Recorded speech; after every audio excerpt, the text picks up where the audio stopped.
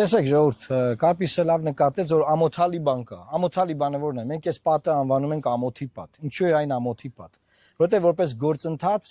կողմերը պետք է պայմանավորվեին, որ ճանաչված գծից, սահմանային գծից զորքերը, եթե առաջ են կանգնած, ետ են քաշում համապատասխանաբար ճանաչված սահմանային գծից դեպի տվյալ երկրի տարածք։ Ինչա տեղի ունեցել։ Հայաստանի Հանրապետությունը իր դիրքերը, որոնք իր դիրքեր ուներ,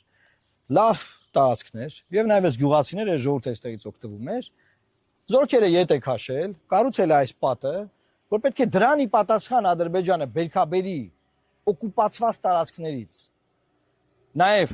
Ջողազի ջրամբարի նաեւ այլ տարածքներից վարելահողեր շատ բերի հողեր ազատ էր Ադրբեջանը դա չի արել այսինքն Հայաստանը միակողմանիորեն դուրս է եկել այդ տարածքից, իր վերահսկված տարածքից։ Կառուցել է այս պատը, մարդկանց վերեմ ցույց են տալի ուրախանում են։ Մենք եկել էինք, որ ցույց տայինք, որ ասենք Ժորժ ջան, ստե ուրախանալու բան չկա։ Ամոթա նման գործարքան էլ, հետո այդ գործարքով ուրախանան։ Ամոթա։ Եկանք հասանք տեղ, բարձրացած որ իրանք էլ գիտեն, որ ամոթա, ինչի որովհետև չեն թողում նկարեն։ Խաղը պատը ճաքելա դրա համար։ Հա, չէ, բայց պատը եկան ճաքի մասը չնկարեն, որ չեն թողում։ Այսինքն, սիրելի հայրենակիցներ, այդ որ ամեն օր ասում են, որ գան, որ իշխանությունը փոխվի, որ էս լինի, այն լինի, մեր բանակցած բովանդակությունը կփոխվի, էսա իրանց բանակցած բովանդակությունը հանձնել եւ հպարտանալ, ուրախանալ հանձնածով, կորցնել եւ ասել, որ կորուստը մեզ նոր ուժ տվեց, ջախջախվել եւ ասել հաղթել ենք։ Էսա, այսինքն ամեն ինչ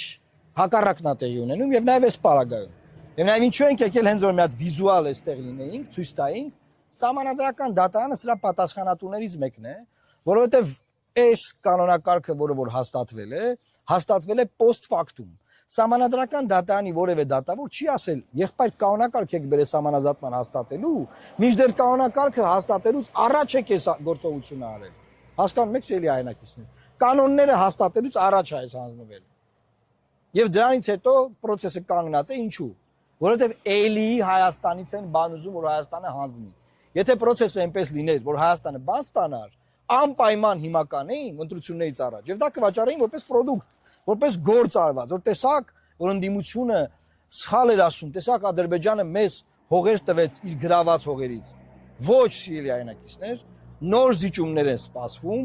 եթե հունիսի 7-ին լուսավոր Հայաստան կուսակցությունը չհայտնվի խորհրդանում։ Իսկ ինչ է կատարվում հիմա։ Ուրեմն Բաքվում հատուկ հանդիպում ունեցած Հիկմետ Հաջիևի հետ, Հիկմետ Հաջիևի ուղերձները Հայաստան բերած անձը այսօր ուղիղ եթեր է արել մեր դեմ հակաքարոզչություն է իրականացնում։ Սա արդյոք պատահականություն է։ Պատահական բաներ չեն լինում, սիրելի հայրենակիցներ։ Ինչու է այս ամենը տեղի ունենում ընտրություններից 8 օր առաջ։ Որովհետև լուսավոր Հայաստանը իր քարոզչությամբ հասել է մի հանգրվանի, որ մեր խորհրդանում լինելը արդեն փաստ է։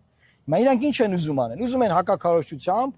ետ պտտեն մեր հավաքած էլեկտորատը ձայները, որ մենք խորհրդանում չհայտնվենք։ Հիմա սիրելի հայրենակիցներ, Հայաստանի Հանրապետության քաղաքացիներ,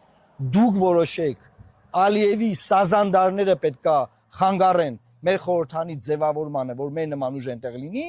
թե դուք պետքա որոշեք, որ մեր խորհրդանում լինեն։ Հիմա ուզում եմ ձեզ ուղերձ տալ։ Եթե դուք անձամբ մինչև 3 որոշել եք, որ ընտրեք լուսավոր Հայաստանին, այսօր այս տեղեկությունը իմանալով ես ձեզ կոչեմ անում։ Նաև հարևանին խնդրել, բարեկամին խնդրել, զանգել, բոլորին ասել, որ միակ ուժը, որի դեմ Բաքվից, հենց նոր օրեր առաջ Բաքվից եկած մարդը, Հիկմետ Հաջիևի ուղերձները Հայաստանում տրանսլյացիա անող մարդը, քարոզչություն է իրականացնում, դա լուսավոր Հայաստանն է։ Էլ ինչ ապացույց եք ուզում ունենալ, որ դուք տեսնեք, որ մեր խորհրդանում լինելը բխում է Հայաստանի Հանրապետության ազգային պետական շահերից։ Եվ ես ասեմ, երբ որ ես կառավարությունում էի, այդ ժամանակ էլ ամենաշատը ադրբեջանական մամուլում, ադրբեջանական պրոպագանդիստների կողմից, նաև Հայաստանում, թիրախավորվել եմ ես, ի պաշտոնե։ Ոչ ոք չի թիրախավորվել։ Ախը քարտուղարը չի թիրախավորվել, վարչապետը չի թիրախավորվել, ԱԳ-նախարարը չի թիրախավորվել, ԱԳ փոխնախարարները չեն թիրախավորվել։ Միայն ես։ Մի անգամ էլ մի դեպք այլ Բրյուսելում մեր դեսպանը։ Այսքան բան։ Էլ ինչա պետք ձեզ ասել, բացատրել, ապացուցել, որ դուք տեսնեք, թե ինչա կատարվում օրը ցերեկով Հայաստանի Հանրապետությունը։ Պարզա չէ որ Հիկմետ Հաջիևի ջահելները գային ստեղ, իրաց թողալու էին ստե նկարվեն։ Ամոթի պատի մոտ։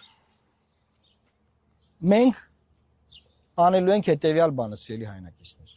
Սահմանազատման գործընթացը պետք է ունենա հստակ քարտեզ։ Մենք բանակցություններով հստակ քարտեզ ենք դնելու դրա տակ։ Հստակ քարտեզով Հայաստանը ունի ստանալիքներ։ Հայաստանը իր ստանալիք հողերը ստանալու է խաղաղ։ Որից հետո Հայաստանը նաև պետք է ասի, եւ ես ասում եմ հիմա, որ Հայաստանի Հանրապետության տարածքում չկան անկլավներ։ Սահմանազատման այսպես կոչված դուռը բաց է թողնված, որ այդ ճանապարհով Հայաստանը կտրտեն, Հայաստանը ապամոնտաժեն, ստրատեգիական ճանապարհները վերցնեն մեր ձեռքից։ Ահա այդ է սահմանազատումը։ Եթե դա չլիներ, հիմա տարբեր տարածքներից Ադրբեջանը զորքեր հետ քաշեր, Փաշինյանը կգնար կնկարվեր, այնտեղ կասեր նայեք ինչ արդար է, մենք դուրս եկանք, իրանք էլ դուրս եկան։ Եվ ահա դրա համար ժողովուրդ եկեք մեզ ընտրեք։ Չկա նման բան։ Չունի այդ ձևի փաստարկ, ինչու, որտեղ ընտրություններից հետո պետք է այլի մենք հողեր հանձնենք։ Սրա մասին է խոսակցությունը։ Էս է խոսակցությունը։ Եվ դրա համար ենք մենք այսօր այստեղ, ուզում ենք սիմվոլիկայի իմաստով նաև այս պատը ձեզ ցույց տալ։ Դե հիմա չստացվեց։ Դա նոր փաստարկ տվեց մեզ, որ իրենք էլ են ամաչում իրենց արածից։ Չամաչեին ինչ խնդրեմ կար, կասեին նկարահանում։